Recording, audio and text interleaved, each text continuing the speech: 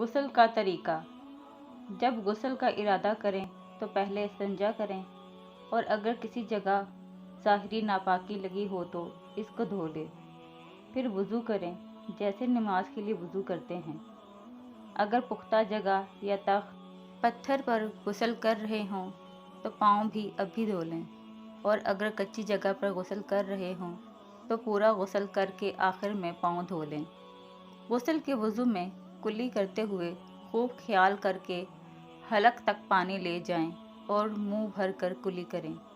اگر روزہ نہ ہو تو غرارہ بھی کریں اور ناک میں جہاں تک نرم جگہ ہے وہاں تک سانس کے ساتھ پانی لے جائیں۔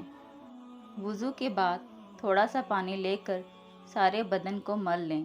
اس کے بعد 3 بار سر پر پانی ڈالیں، پھر 3 بار داہنے کندھے پر، پھر 3 بار بائیں کندھے پر پانی ڈالیں اور ہر جگہ خیال کر کے پانی پہنچائیں۔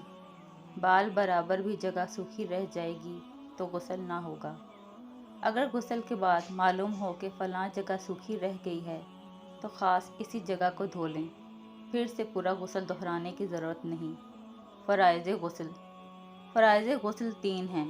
نمبر 1، خوب حلق تک پانی سے منہ بھر کر کلی کرنا۔ نمبر 2، ناک میں سانس کے ساتھ پانی چڑھانا جہاں تک نرم جگہ ہے۔ نمبر 3، تمام بدن پر 1 بار پانی بہانا۔ غسل کی سنتیں۔ غسل کی سنتیں یہ ہیں۔ نمبر 1، غسل کی نیت کرنا۔ نمبر 2، اولاً ظاہری ناپاکی دور کرنا اور استنجا کرنا۔ نمبر 3، وضو کرنا۔ نمبر 4، بدن کو ملنا۔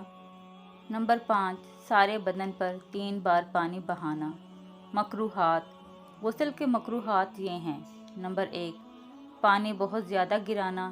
نمبر 2، اتنا کم پانی لینا کہ اچھی طرح غسل نہ کر سکیں۔